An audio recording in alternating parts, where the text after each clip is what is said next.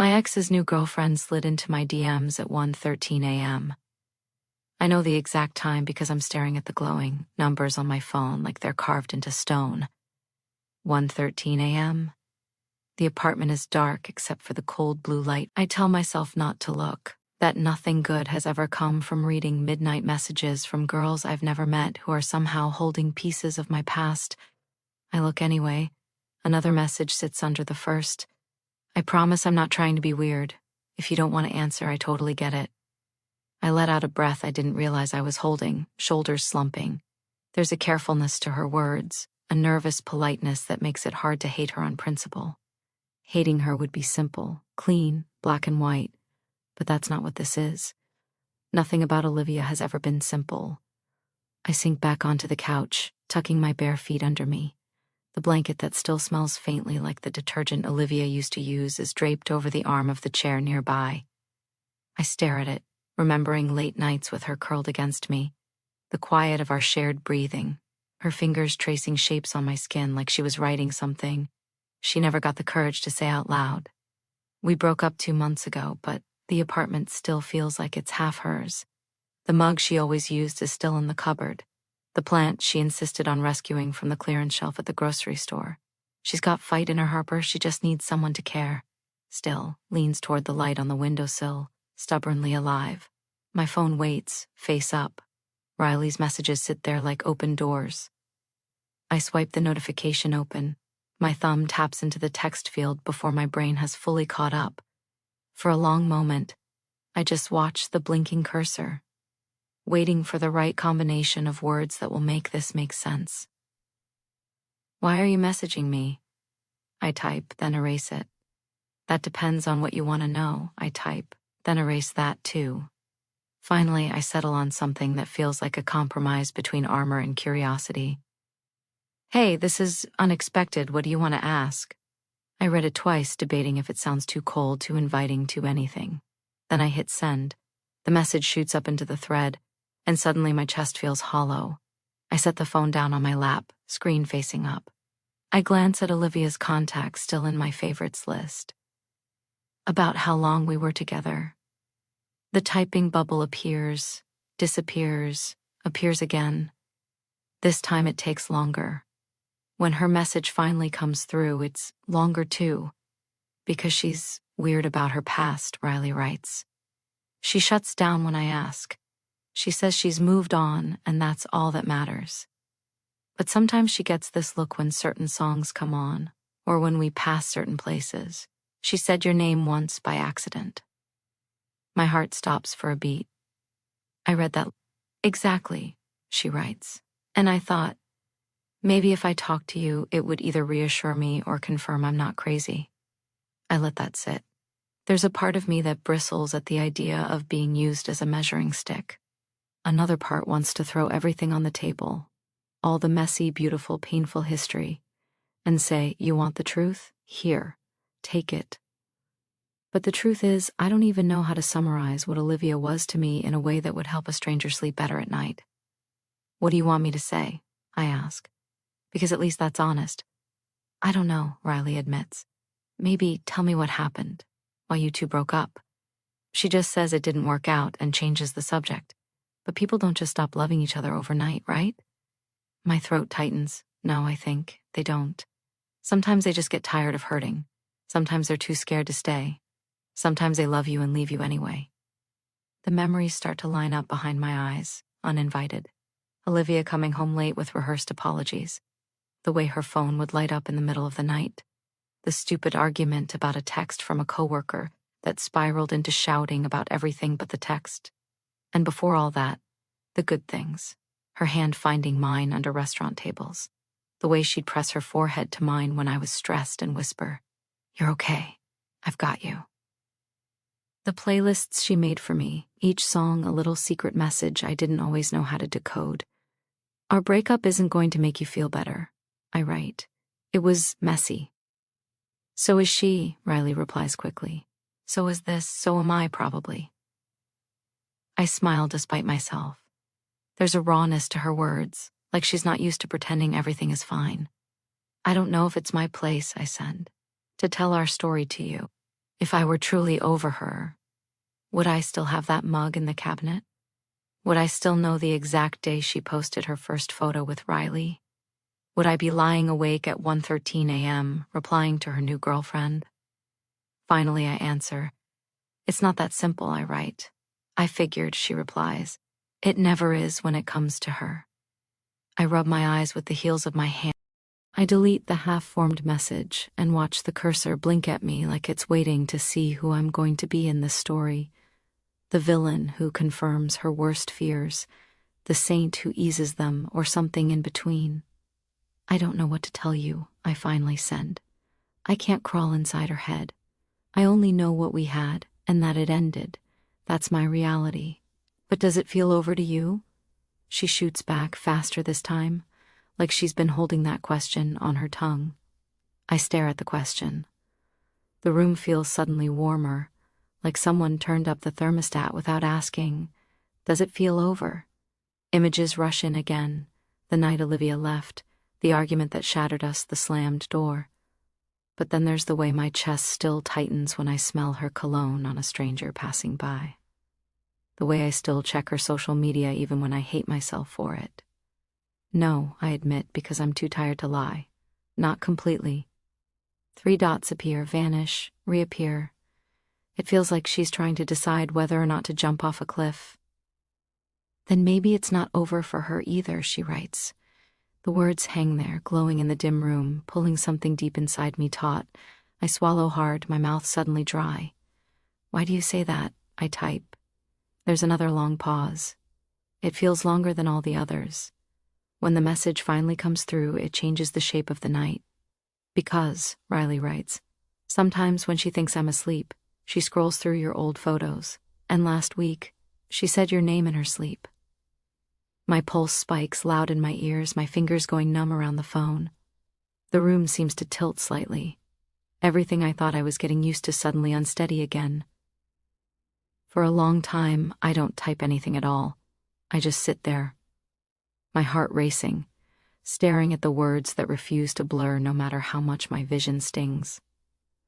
My ex's new girlfriend slid into my DMs for answers. Instead, she's handed me a question I have no idea how to live with. Outside, a siren wails in the distance. The refrigerator hums. The clock on the stove flips over to 1:47 a.m. My thumbs hover over the screen, hesitating between every possible version of myself. The angry ex, the martyr, the woman who still loves a girl who once called her home. When I finally start to type, my hands are still shaking. "Riley," I write, "I think we need to talk about this properly. Not like this. Not half-truths at 2 a.m. I stare at what I've written, knowing that whatever comes next is going to pull me back toward a story I've been trying and failing to close. Her reply appears a moment later. "Okay," she sends, "then tell me when, because I don't think I can keep pretending I don't see the way she looks at the door like she's waiting for someone else to walk through it." I lick my lips, my mind spinning with images I'm not ready to admit I want. I type the words before I can convince myself not to. "Tomorrow," I send.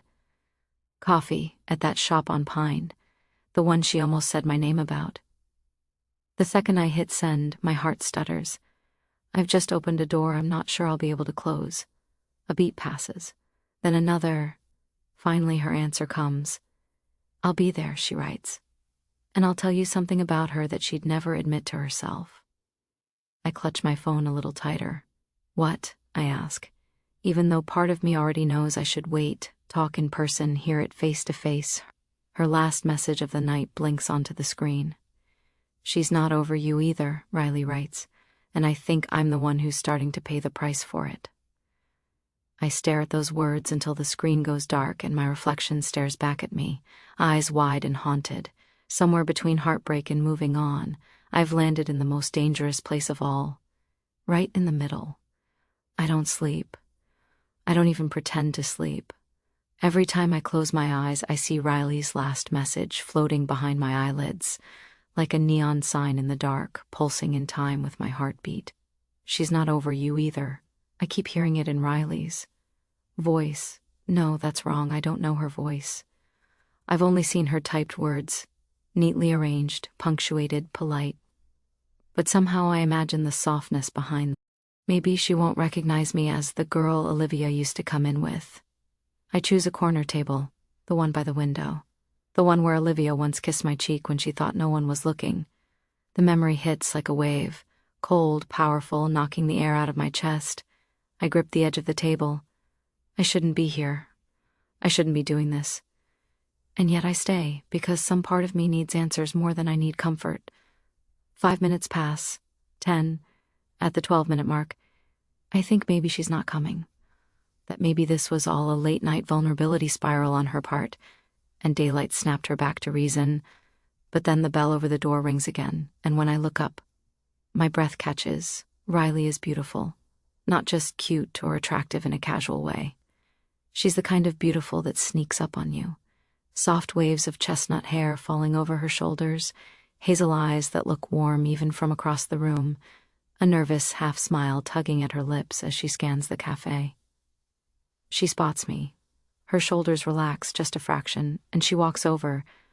"Hey," she says when she reaches the table. Her voice is exactly what I imagined, gentle, a little uncertain, carrying a warmth she probably wasn't trying to show. "Hey," I reply. She slides into the chair across from me, pulling off her gloves. Up close, she looks younger than I expected. Not in an immature way, just open, vulnerable, like she hasn't learned how to disguise her feelings yet. "You came," she says, relief breaking through her voice. "So did you," I answer. We both laugh softly, the kind of awkward laugh strangers share when they're standing too close to something real. "I wasn't sure if you'd show," she admits, twisting the sleeve of her sweater.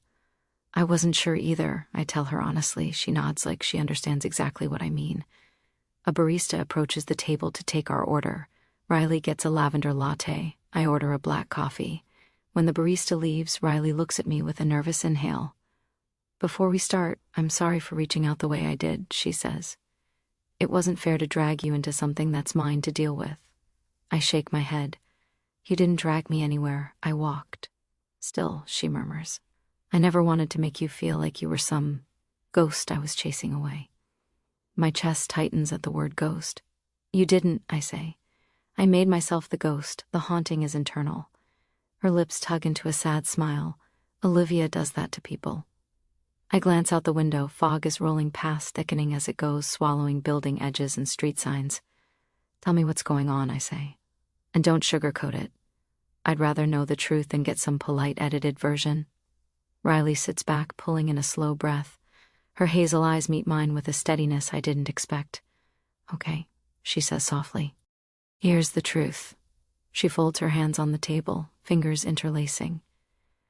At first, dating Olivia felt magical. She was sweet, attentive, charming, so thoughtful. She did this thing where she'd touch my shoulder lightly when she wanted to get my attention. I thought it was adorable. I still think it is, I guess. I swallow, remembering the exact feeling of that touch. But then, Riley continues, there were moments where she drifted. Like she wasn't fully there with me. Like part of her was somewhere else entirely.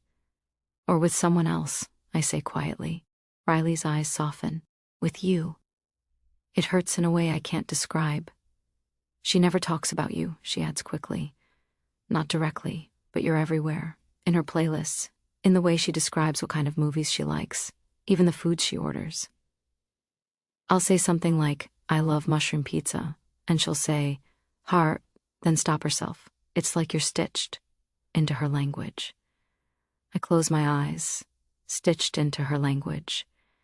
There was a time when Olivia told me she loved the sound of my name in her mouth. "I didn't mean to become part of this," Riley says. "I didn't sign up for a 3-person relationship." Her voice cracks slightly and something in me softens. "I get it," I say. She'd cupped my face with both hands and whispered it like it was a confession. Riley watches my expression change and swallows. "It was you she was thinking of, wasn't it?" I nod because lying feels pointless. Riley leans back, looking down at her hands. I thought so.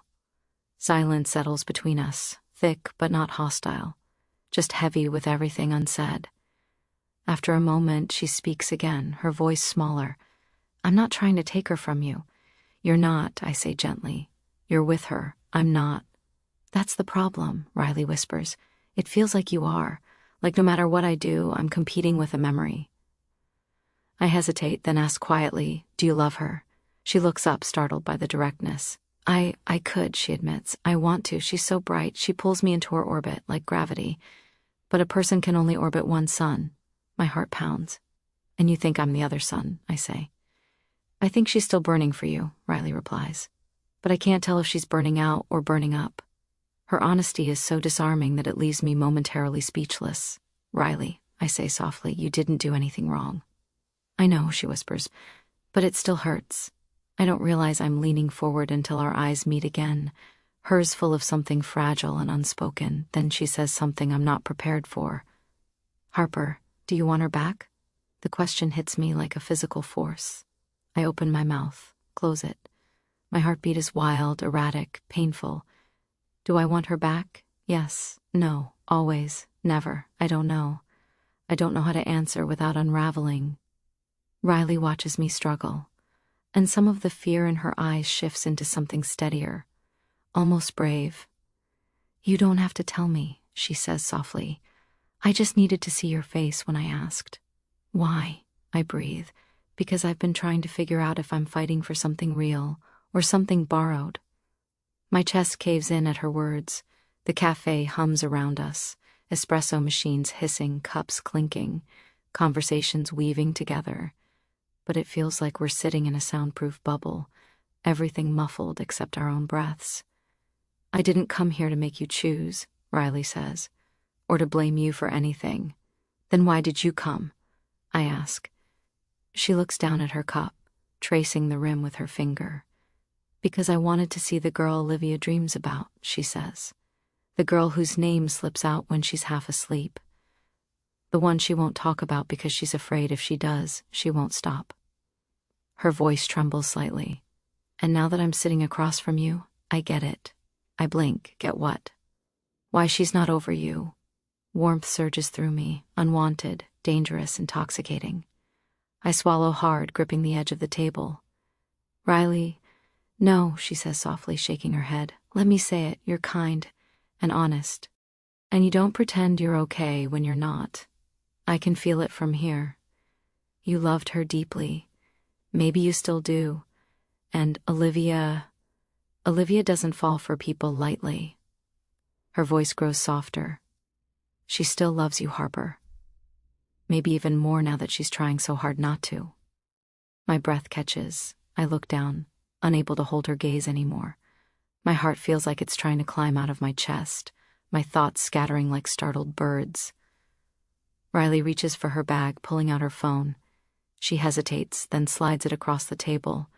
On the screen is a photo, Olivia, curled up in bed, face relaxed, peaceful, one hand resting lightly on the pillow next to her, the side of the bed I used to sleep on. What am I looking at? I ask, voice barely above a whisper. Her, Riley says, last week sleeping. She kept murmuring something. I thought she was having a nightmare. My pulse thunders, and then I lean closer, Riley says, to hear. She swallows, breath trembling, and she wasn't saying my name. My heart stops. She was saying yours. A ringing sound fills my ears, sharp and bright. The world seems to tilt, the cafe fading out around me. Riley pulls the phone back, tucking it away like she regrets showing it at all.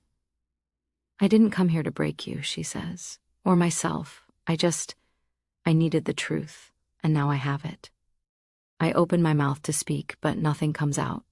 Riley stands, slipping her gloves back on, her expression soft and unbearably sad.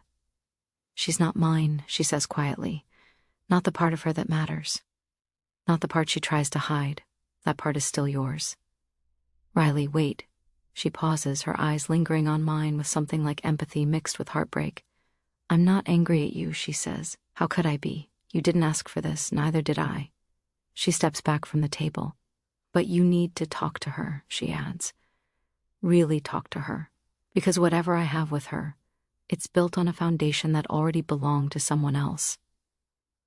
Her voice softens to a whisper, and I can't compete with a love story I was never part of. Then she turns and walks toward the door. The bell jingles as she leaves, and the cold air rushes in, brushing past my skin like a reminder of everything unraveling at once.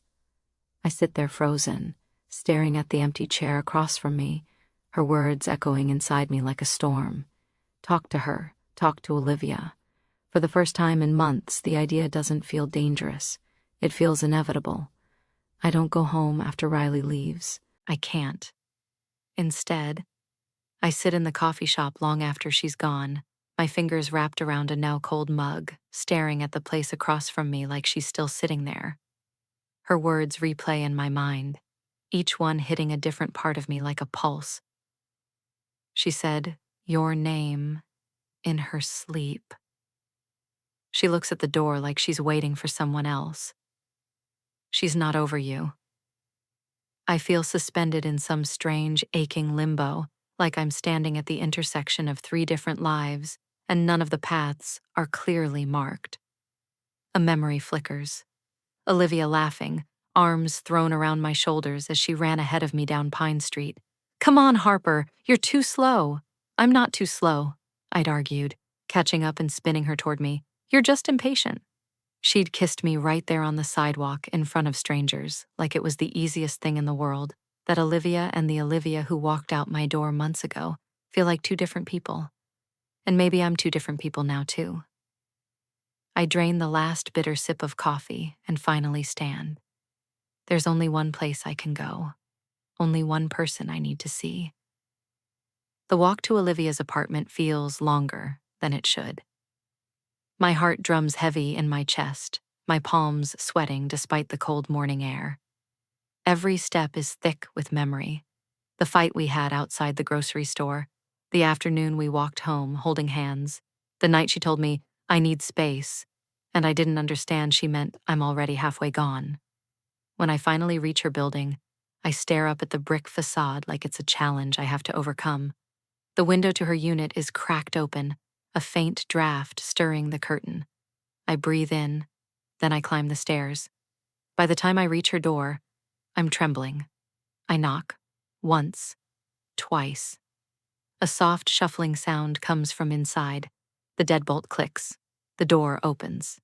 And there, she is. Olivia. Her dark hair is tied up in a messy bun, loose strands falling around her face. She's wearing an old sweatshirt I swear used to be mine, sleeves too long, hanging off one shoulder. Her eyes widen when she sees me, first surprise, then something like confusion, then something else, something deeper. "Harper?" she breathes, like my name is a memory she forgot she still knew how to say.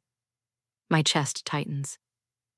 "Hey," I manage, though my voice comes out unsteady. For a moment, neither of us speaks. The silence stretches between us like a fragile thread, delicate and dangerous. "What are you doing here?" she asks finally, stepping back slightly but not enough to invite me in. "Not yet." I swallow hard. "Can we talk?" Her expression shifts. Uncertainty, guardrails snapping up, fear flickering behind her eyes. She glances over her shoulder into the apartment before looking back at me. "Riley's not here," she says quietly, like she knows exactly what I'm thinking. "I didn't ask," I say. "You didn't have to." She wraps her arms around herself like she's suddenly cold. "Harper, I don't think this is a good idea." I take a small step toward her. "I just want to talk." Her throat bobs as she swallows. For a second, I think she'll tell me to leave, but then she seems to break a little around the edges. She opens the door wider. "Okay," she whispers. "Come in." I step inside. The apartment is familiar but different. Same gray couch, same coffee table, same plant on the windowsill, the one she rescued from the clearance shelf. Now thriving even more than before. But new throw pillows, new framed photos on the entry table, new blanket draped over the arm of the couch, and a faint lavender scent that definitely isn't the perfume she used to wear with me. Riley. Her presence is everywhere without being anywhere. Olivia gestures to the couch. You can sit. I do. She sits across from me instead of beside me. That distance stings. So, she says, forcing a breath. What did you want to talk about? I meet her eyes. You, I say. Me. Us. Her entire body tenses. Harper. I talk to Riley. I say softly. The words hit her like a physical blow. Her face goes pale, her lips part, her eyes widen with something I can't immediately decipher. Fear, hurt, guilt, all three blending together. You talked to her? She whispers.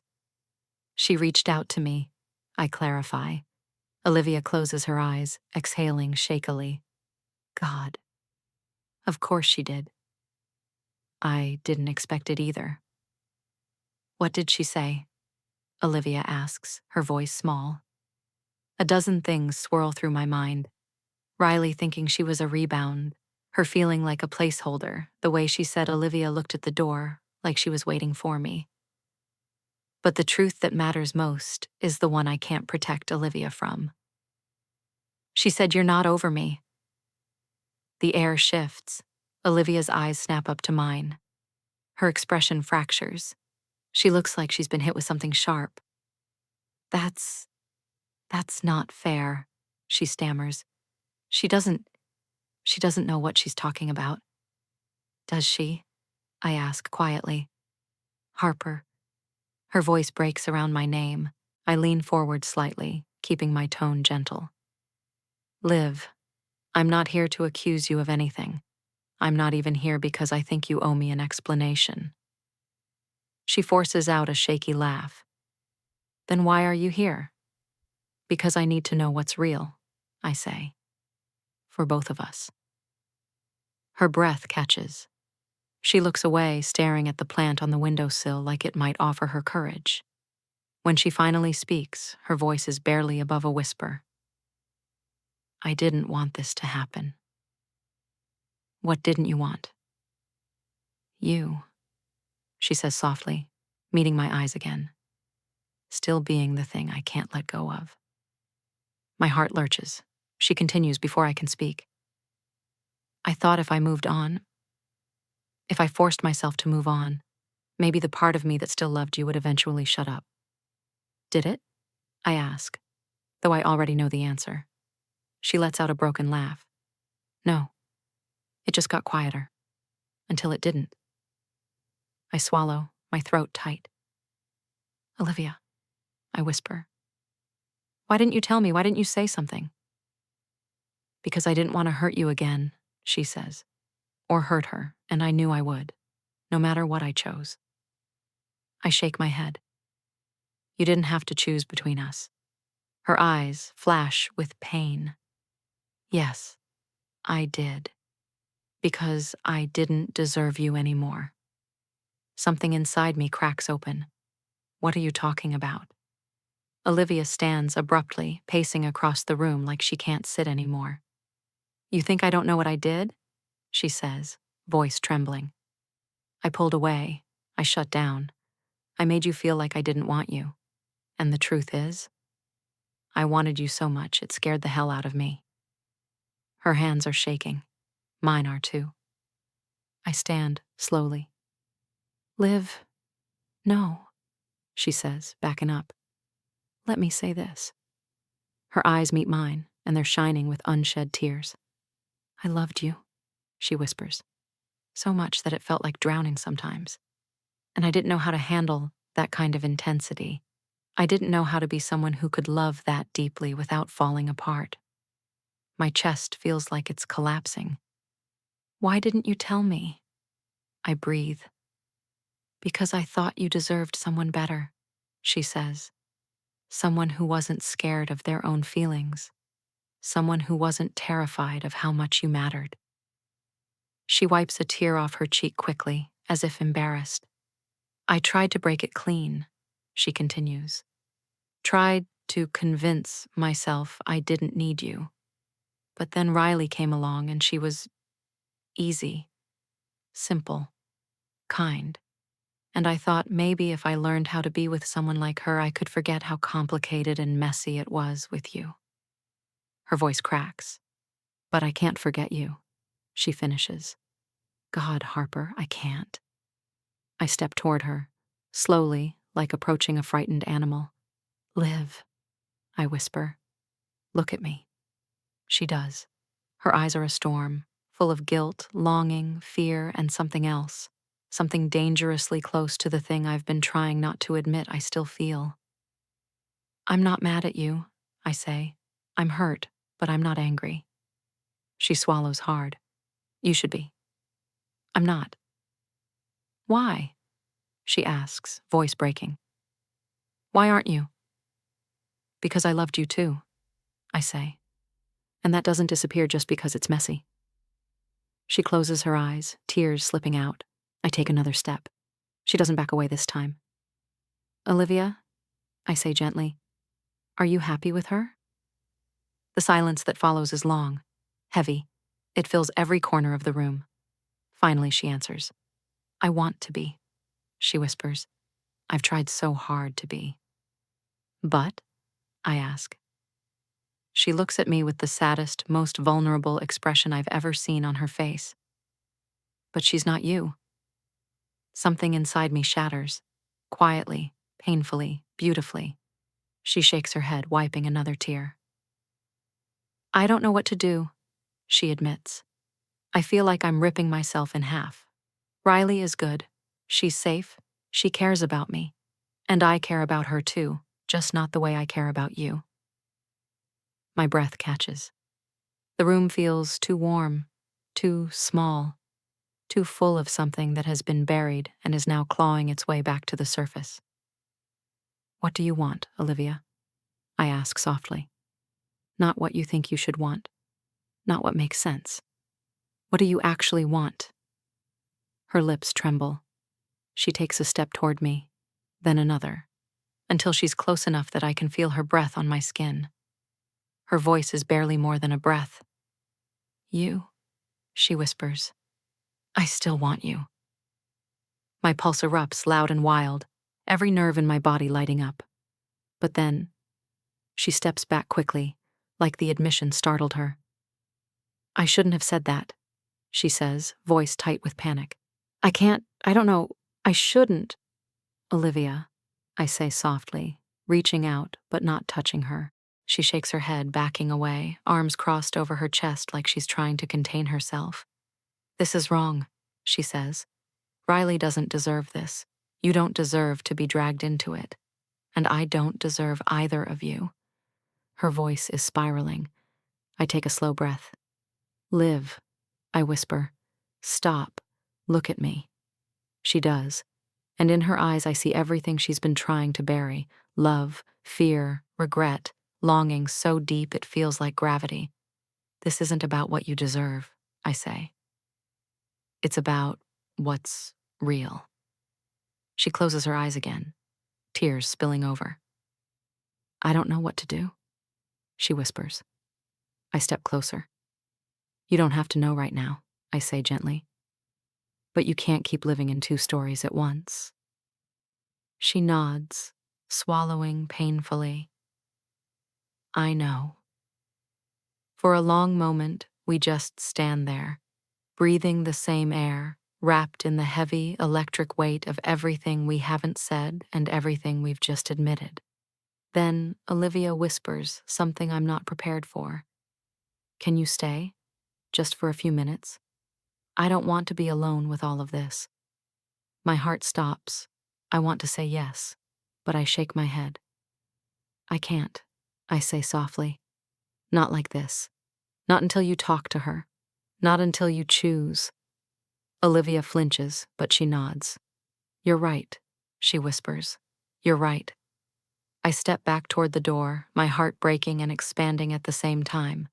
She watches me go, tears shining in her eyes. Just before I step outside, she calls my name. Harper. I turn. Her voice trembles, but her gaze is steady. I'm going to talk to her, she says. Tonight. And when I do, I think everything is going to change. My breath catches. What do you mean? I ask. Her lips curve into a small, heartbroken smile. You know what I mean. Then she closes the door gently, leaving me standing in the cold hallway, my heart pounding so hard I can feel it in my fingertips. Something is shifting. Something big. And none of us are going to walk away from it unchanged. I don't hear from Olivia for the rest of the day. Not a text. Not a call. Not even a social media update. The silence is unbearable. I try cleaning my apartment. I try watching a movie. I try eating something. None of it works. By the time the sky fades into deep blue and the streetlights flicker on outside my window, my nerves are stretched thin enough to snap.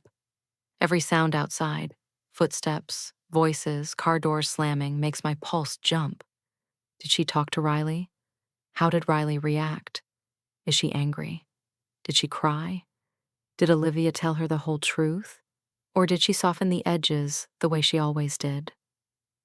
My mind loops through every possibility like a reel that refuses to stop spinning. When my phone finally rings around 8:42 p.m., I nearly drop it. Olivia's name glows on the screen. I stare at it, breath stuck in my throat. Then I answer. Harper? Her voice is soft, shaken, like she's been crying. My knees give a little, so I sink onto the couch. Yeah, I'm here. There's a long silence, so long I almost think she's going to hang up. Then, can you come over? She whispers. Everything inside me pulls tight. Olivia, I breathe. Did you talk to her? Another pause. Yes. My heart drops and soars at the same time. How did it go? She inhales sharply, and the sound cracks through the phone like a lightning strike. Please, she whispers, just come. And I know, without her saying it, that whatever happened, she's unraveling, and she wants me there. I grab my jacket and leave without thinking. The walk to her apartment is fast. Too fast.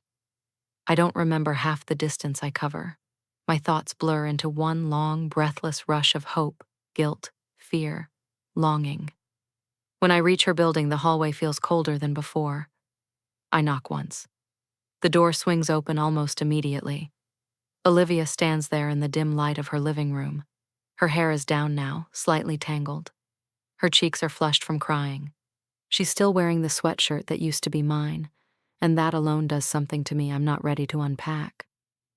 Hi, she whispers. Hi, I whisper back. She steps aside. I walk in. The apartment is quiet. Too quiet. Like the air itself is holding its breath. Where's Riley? I ask softly. Olivia closes the door behind me. She left, she says, about an hour ago. My heart clenches. Left as in, she went home? Or left, Olivia repeats, as in, she doesn't want to be in this anymore. The words hit me like a wave. Liv, I'm so sorry. She shakes her head quickly. Don't be sorry. It wasn't your fault. It feels like my fault. No, she says fiercely. It was mine. All mine. I watch her, waiting. Finally, she turns toward the couch and sits down slowly, like her body is heavier than it used to be. I sit across from her, mirroring our earlier conversation, but with a different energy. Raw, fragile, intimate. She asked me, Olivia says quietly. She asked me if I still loved you. My breath catches. And what did you say? I whisper.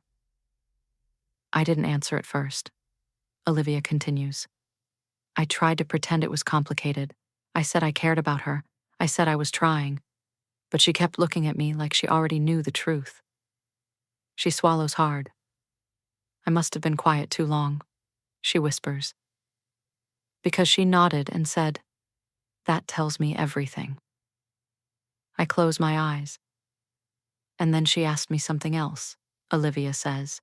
Something I couldn't avoid. I open my eyes and meet hers. What? Who's the person you see when you close your eyes? A broken sound escapes my throat. Liv. She wipes her cheek with the back of her hand. And I said your name, she whispers. Everything inside me goes still. Completely, utterly still. I didn't want to hurt her, Olivia says, voice trembling, but I couldn't lie anymore, not to her, not to you, not to myself.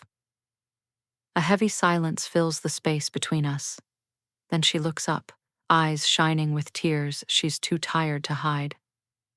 I told her that when I listen to certain songs, when I walk past certain places, when I smell coffee in the morning, it's you who shows up. My breath stutters. And she deserves someone whose mind isn't haunted, Olivia says. Someone whose heart isn't split in two. She takes a shaky breath, and I deserve to stop pretending. Her eyes lock onto mine, and for the first time in months, I see the real Olivia. The one who loved me. The one who feared how much she loved me. The one who ran because she didn't know how to stay. I've been lying my way through another relationship, she says. Trying to unlove you, trying to quiet something that doesn't go quiet. Her voice breaks. It doesn't go quiet, Harper. Not with you. Tears blur my vision. I inhale shakily. Why didn't you tell me sooner? Because I was scared, she whispers. Scared that if I reached out, you'd tell me to stay gone. Scared that I'd hurt you again. Scared that you'd moved on. Scared that I was the only one still stuck. You weren't, I say, quietly.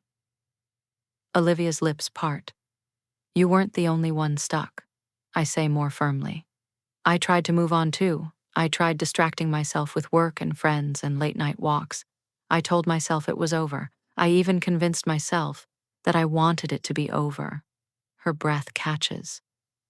But every time I told myself that, I whisper, there was this ache, like something unfinished, something unresolved.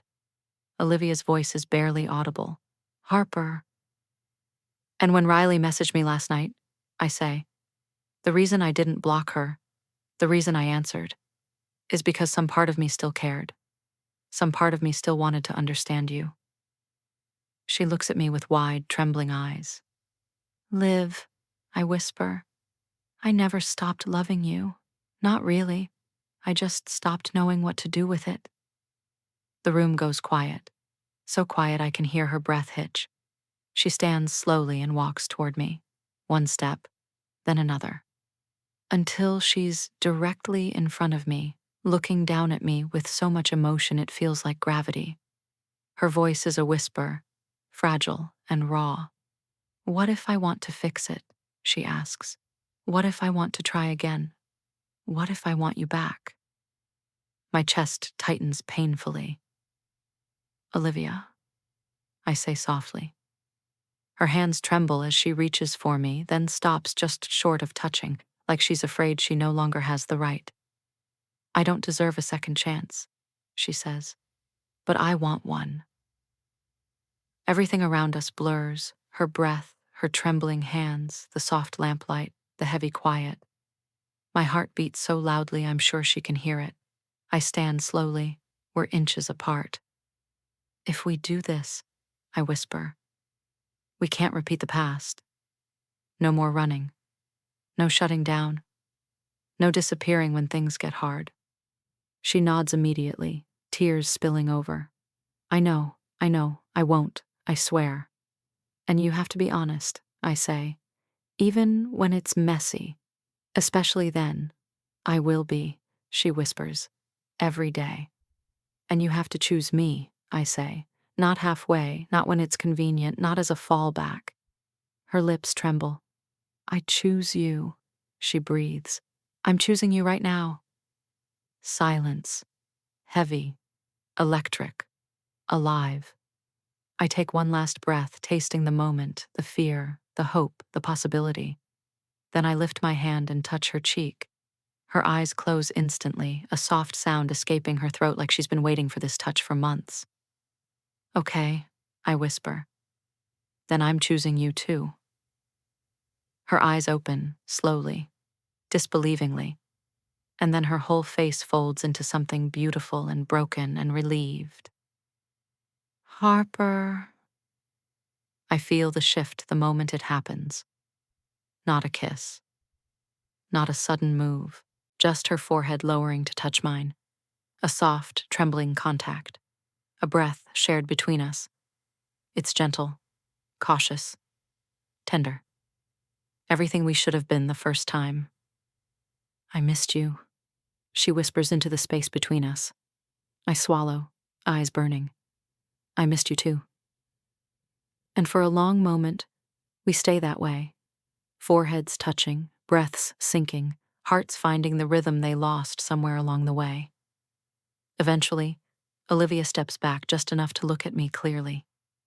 What happens now? She asks softly. I take her hand, slowly, deliberately, giving her every chance to pull away. She doesn't. Her fingers curl around mine instantly like muscle memory. Now, I say gently, we start slow. We rebuild. We talk. We heal. And maybe we find our way back. She nods, tears slipping down her cheeks again. And what about Riley? She asks softly. My chest tightens. She deserves time and kindness and closure from both of us. I'll give her that, Olivia whispers. She deserves nothing less. We sit on the couch together, not touching fully, not tangled up, not rushing, just sitting close enough to feel the warmth of each other's presence. It feels new, old, familiar, different, everything at once. I don't know where this will lead, Olivia admits quietly. Me neither, I say, but we're here, together, and that's a start. She leans her head gently on my shoulder. Not a declaration, not a promise, just a beginning. And for the first time in a long time, a beginning feels like enough. Thank you for listening to this story. If you enjoyed it and want more stories like this, consider subscribing so you never miss another one.